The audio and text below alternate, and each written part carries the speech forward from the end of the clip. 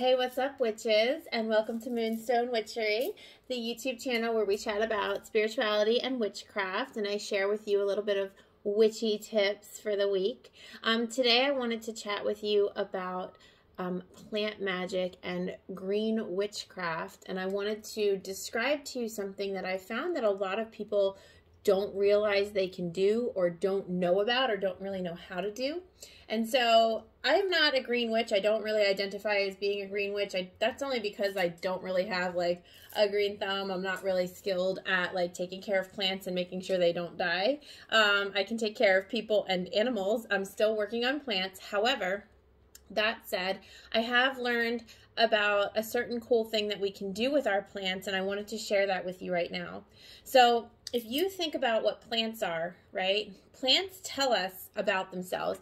In fact, almost everything in nature tells us all about itself to a degree. And what I mean by that is nature's out here answering all of our questions about the universe all the time. It's doing things like telling us death is not the end, because when winter comes, it seems like things have died. The trees will shed their leaves. But we happen to know, right, that those leaves falling off that tree doesn't mean the tree is dead. It means that the tree is going into hibernation. It's entering into that liminal space, that pause between worlds, and then new life comes again. And the same is true of us. When we transition, we don't disappear. We come back in another form after a period of time. Look to the moon. The moon tells us the same thing. She goes through her cycle. She illuminates.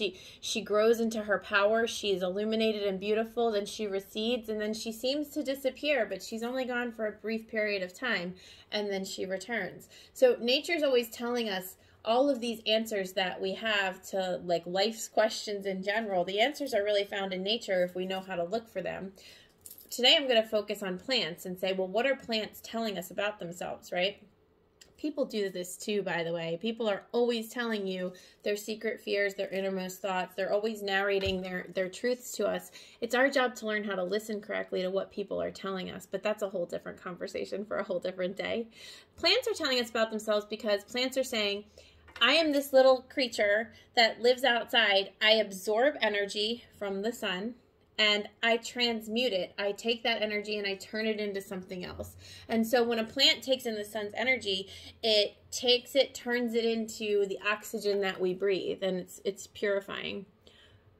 Because we know this about plants, what we also know about plants is that plants are therefore energy transmuters, right? Plants can take the energy of something and turn it into something else. So what I want us to get in the habit of doing is to activate our plants.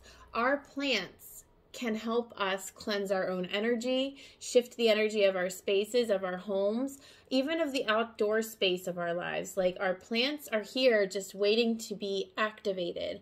Now in the crystal world, we would call this programming, right? We would say like pick up your crystal. I have one right here. Hold it in your hand, tell it all about who you are. I like to instruct people to introduce themselves to their crystals and to say, hi, my name is Rian. I am this person. I'd like you to work with my energy. Here are the goals that I have. Here's the energy that I would like you to contribute to my life. I'm willing to work with you. I hope you're willing to work with me. And then, you know, when you practice doing this enough, you can get like skilled enough that you can feel whether the stone, the crystal, the rock, whatever it is, will agree with you and like be like, yeah, sure, that's fine. Or if it's like, no, you might want to put me back down. But this is what it's like to program our crystals, right? It's to ask them to join our team here on Earth and to help us with our goals. Lots of people aren't realizing that they have so many things in their lives that they can activate. I recently did a podcast on mundane magic, which is just everyday magic that we can do in our lives. Things like stirring your intentions into your coffee. I want more of this in my life. I want less of that in my life. And the direction in which you're stirring. We can activate all the things in our lives, to be honest with you. And kind of what's interesting to me about this is that as children, we used to know this because when you're a child, everything has a sense of consciousness. Like have you ever seen this IKEA commercial they used to have where like someone was throwing a lamp out and like there was like sad music and the lamps in the rain on the curb and you start to feel really bad for the lamp? And then the guy on the voiceover, he's like, it's just a lamp. What are you doing? Right? But to me, when I was a child, it was not just a lamp. I had this innate understanding that things had energy. And I'm sure you had that too. And you would get attached to inanimate objects because what you're really attached to is what they represent to you. But what you're also attached to is the energy that's coming out of that inanimate object. The same is true in our natural world. All things in our natural world, and this is one of the foundational kinds of concepts of witchcraft, or at least the witchcraft that I practice.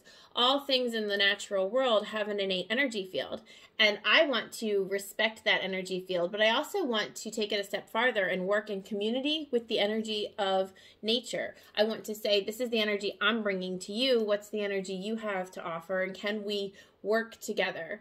And so this is no different when it comes to plants, okay?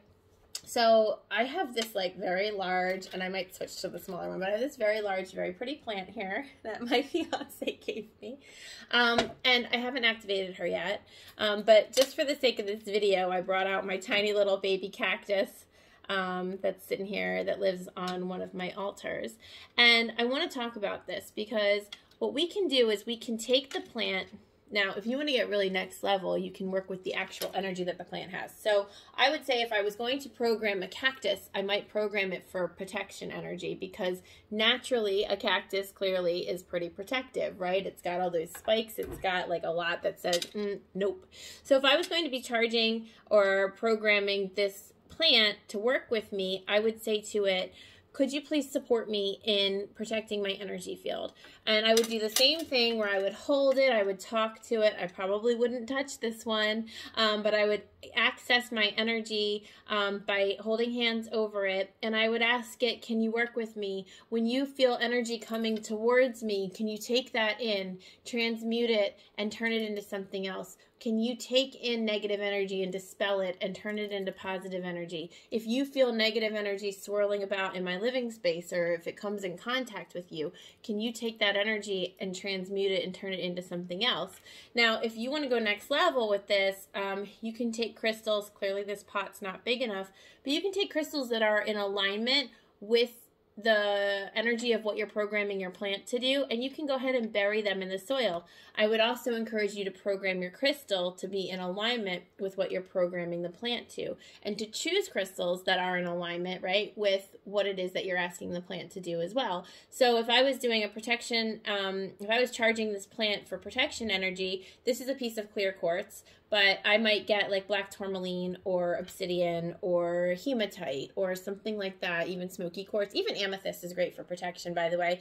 And I would probably take that crystal, charge it, and program it the same way I just talked about, asking it to help me, but I would also ask it to work with the plant's energy, and I would say, I'm going to ask the plant to do this. Please support the plant's energy in doing it. And then I would bury it in the soil. And as I worked with this plant, I would water it as needed, I would speak to it, and I would offer it gratitude. And when I watered it, I would water it with water that I had charged with that gratitude energy that I'm talking about, and nourishment, and all the things the plant needed, because I always want to make sure that I'm taking care of the things that are taking care of me.